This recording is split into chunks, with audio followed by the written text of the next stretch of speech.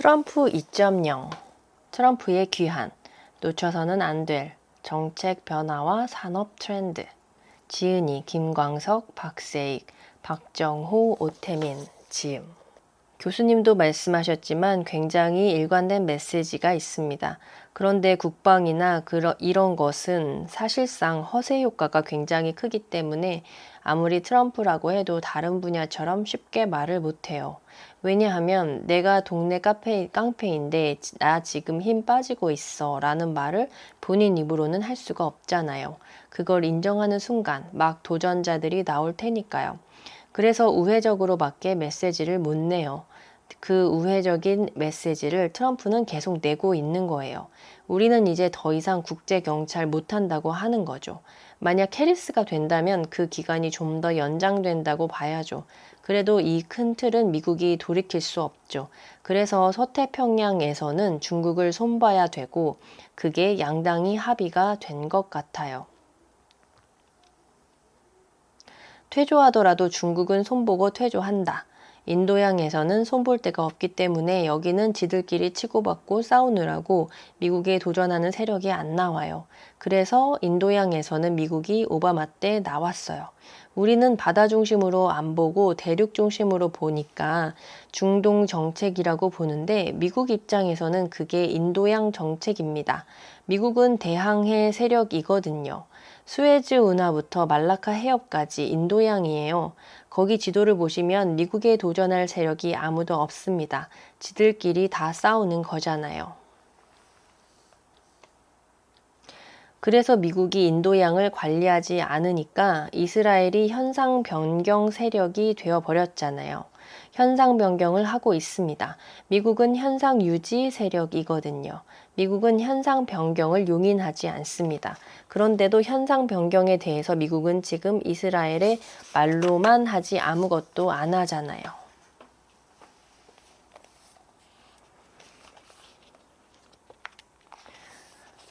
트리핀 딜레마가 얼마나 특이한 주장이었냐면 지금 그걸 다 경제학에서 수용하지만 그 전에는 달러 부족 이론이 지배적이었어요.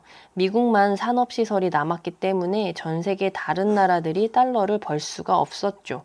달러가 부족하니까 마샬 정책처럼 미국이 원조를 주거나 채권을 발행해서 어떤 식으로든 달러 부족을 해결하는 거였는데 그런 달러 부족 이론이 채 뿌리를 내리기도 전에 미국이 무역 적자로 돌아섰고 무역 적자가 이제 만성화되어 버렸죠. 트리핀 교수가 내다본 것처럼 기축통화 시스템이라는 게 미국과의 무역이 아니라 제3국가들 간의 무역에서도 달러를 쓰는 거거든요. 그러니까 전 세계의 유동성을 위해서 달러가 필요한데 달러를 공급하는 건 미국이니까 미국이 실제로는 세계의 중앙은행 역할을 하는 거죠. 보통 정치적인 헤게모니만을 중시하는 경제학 베이스가 없는 분들은 달러 패권이 미국한테 절대적으로 유리하다고 해석을 해요. 제가 이런 말을 들어봤어요. 미국은 특별한 종이에 특별한 잉크로 그림만 그리면 원유도 사오고 TV도 사오고 반도체도 사온다. 남는 장사다. 이런 달러 패권을 미국이 내놓을 리 없기 때문에 비트코인은 허용하지 않을 거다. 이렇게 얘기를 하거든요. 그런데 이건 경제학을 전공한 분들은 금방 아는데 달러 기축 시스템이라는 것이 미국에게 무조건 유리한 게임이라고 보시면 안 됩니다. 왜냐하면 미국의 무역 적자를 기반으로 하고 있기 때문에 미국은 제조업 공동화라는 대가를 치렀죠. 그래서 1960년대 서독이 미국에 대해서 엄청난 무역 흑자를 내고 1970에서 1980년도에는 일본이 부상해 미국에 엄청난 무역 흑자를 낼 때 실제로 미국 정부가 립서비스일 수도 있는데 두 나라에게 진지하게 기축통화의 부담을 나누자고 제안을 해요. 그런데 독일과 일본이 거부를 하거든요. 왜 거부하느냐? 그게 이제 박 교수님께서 발제한 내용과 이 부분이 논쟁적인 부분인데 독일과 일본은 제조업 국가를 지향합니다. 그럼 독일과 일본은 왜 제조업 국가를 지향하느냐? 이 거대한 제조업만큼 특별한 능력이 없고 성실성만 있는 국민 다수를 안정적인 일자리로 먹여 살리는 그런 산업이 없는 거예요. 농업도 그렇게 안 되고 첨단 할리우드 컨텐츠 사업도 그렇게 안 돼요. 아침에 출근해서 오후에 퇴근하고 주말에는 가족과 함께 맥주 마시면서 미식 축구를 보는 삶. 고졸자 남자들이 가부장적으로 권위를 갖고 가족을 건사하는 이런 가족 모델을 계속 양산할 수 있는 것은 대규모 제조업밖에 없죠. 실제로 제조업으로 그렇게 하면서 자본주의가 중산층을 키운다는 어떤 그런 아메리칸 드림이 만들어진 거죠. 코리안 드림 그리고 차이나 드림도 마찬가지로 제조업 중심이잖아요. 그래서 독일하고 일본은 정부 정책상 미국처럼 산업 이동을 원하지 않았던 거예요. 왜냐하면 이런 갈등이 생기는 거죠. 산업 이동을 해가지고 아주 뛰어난 사람들에게 전 세계를 무대로 돈을 벌 수 있는 기회를 제공하면서 어떻게 얻은 세수를 가지고 생활이 어려운 분들에게 풍족한 복지를 해주는 모델이 있고 그렇게 전체적인 파이는 크지 않지만 제조업 중심으로 가면서 중산층의 안정적인 일자리를 오랫동안 보존하는 방식이 있는 거죠. 그렇게 생각을 했던 거예요. 그래서 독일하고 일본은 실제로 그 모델을 선택한 겁니다. 그리고 중국이 원래는 안 그랬는데 시진핑이 2012년도에 국가 주석이 되면서부터 미국 국채를 쌓지 않아요. 미국 국채를 쌓을 돈을 미국한테 벌었는데도 미국 국채를 더 안 삽니다. 포커하우스에서 칩을 땄는데 새벽에 미국이 은쟁반을 갖고 가면 그 칩을 올려놓아야 되는데 안 올려놓고 그걸로 1대1로를 하겠다면서 서진 정책에 다 쏟아붓습니다. 사실 이거는 많이 안 알려져 있는데 미국이 민주당과 공화당 모두 반중으로 갈 수밖에 없는 게 뭐냐 하면 중국이 암묵적인 룰을 깼기 때문이에요. 중국이 대미 무역 흑자를 미국 채권에 대한 무한정한 수요로 바꿔줘야 되거든요. 그런데 그걸 안 하기 때문에 미국 입장에서는 중국의 수정주의가 용납할 수 있는 선을 넘어버린 거죠. 게다가 국방비에 돈을 쌓고 있으니까 미국 입장에서는 독일이나 일본하고는 다른 상대인 셈인 거죠.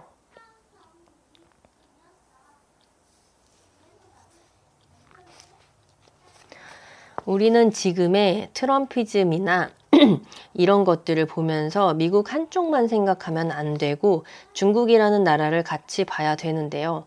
놀랍게도 중국은 독일이나 일본과는 다른 길을 걸으면서 미국이 포커하우스를 유지하는 데 도움을 주지 않고 오히려 옆에 포커하우스를 따로 열려고 하고 있어요.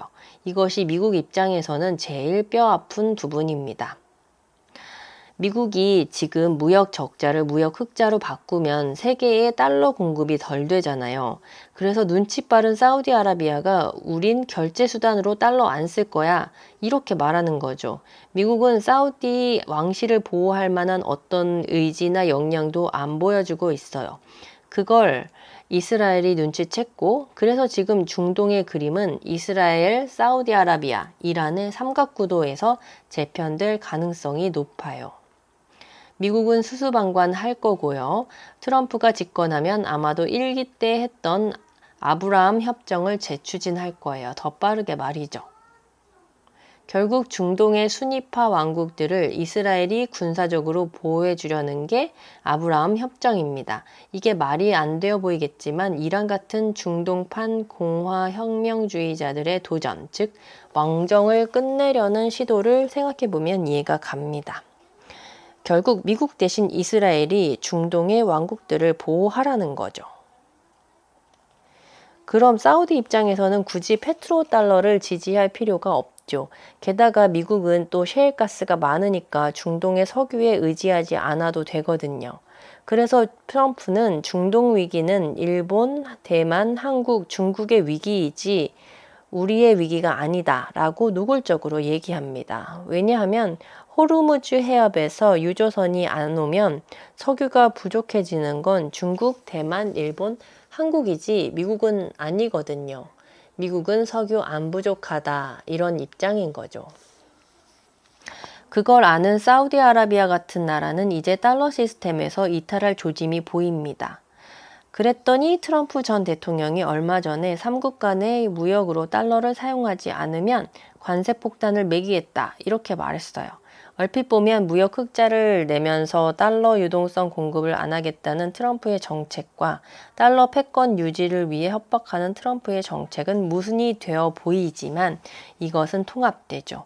왜냐하면 달러가 퇴조하는 건 어쩔 수 없지만 그걸 늦추겠다는 것, 최대한 유지하면서 가겠다는 거거든요. 그러면 자연스럽게 달러에 대한 제3국 간의 무역에서 달러에 대한은 무엇인지를 워싱턴 입장에서 생각해 보죠. 워싱턴 입장에서 달러가 퇴조한 자리에 위안화가 차지한다. 용납할 수 없는 일이죠. 달러가 퇴조한 자리를 엔화가 차지한다. 어느 정도는 봐줄 수 있겠죠. 우방이니까 달러가 퇴조한 자리를 유로가 차지한다. 이것도 용납이 안 될 겁니다. 그런데 달러가 퇴조한 제3국 간의 거래에서 담보물로서 비트코인이 쓰인다. 와이나 디겠죠.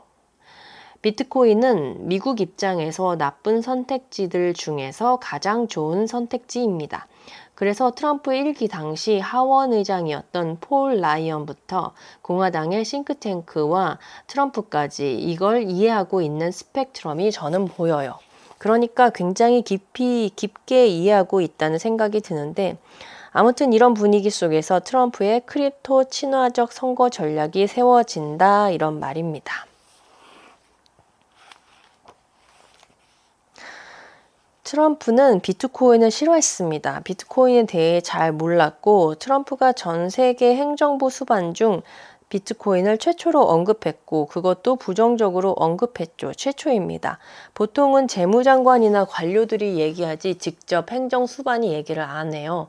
비트코인이라는 단어를 입에 담지도 않았는데 현직에 있으면서 트럼프는 오히려 비트코인을 달러에 비해서 아무것도 아닌 쓰레기다 이렇게 얘기를 했어요. 그게 1기 때 트럼프의 현실 인식이었고 그리고 그것은 우리나라 지식인들의 세계관과도 비슷하죠. 왜냐하면 공화당은 아무래도 강한 미국을 주장하기 때문에 민주당보다는 좀 더 국가주의적인 면모가 있잖아요. 그래서 비트코인을 10년 동안 설득하면서 부딪혔던 그래서 제가 비트코인을 10년 동안 설득하면서 부딪혔던 어려움이 뭐냐 하면 미국이 가만 안 놔둘 거다라는 논리예요. 그런데 그 당시에는 진짜 트럼프가 그 논리대로 행동한 거죠. 일단 반응을 했습니다. 어디 달러에 도전을 해? 누가 만들었는지도 모른다는데 이런 관점이었던 거죠. 그런데 역시 말씀하신 대로 바이든 정부에서 비트코인이 안 올랐냐 하면 올랐어요. 그리고 실제로 트럼프가 당선되면 임기 첫날에 해고하겠다고 한 게리 갠슬러 SEC 의장이 바로 비트코인 ETF를 승인했다는 거죠. 게다가 이더리움 ETF까지 승인을 했어요. 그래서 우리가 미국이라는 나라를 이렇게 스토리텔링으로 말하기 어렵다는 거죠. 트럼프라는 사람이 되게 드라마틱하니까 재미있는 부분이 있지만 트럼프 대통령이 트위터에다 말한다고 해서 미국 행정부가 일사불란하게 바뀌지는 않습니다.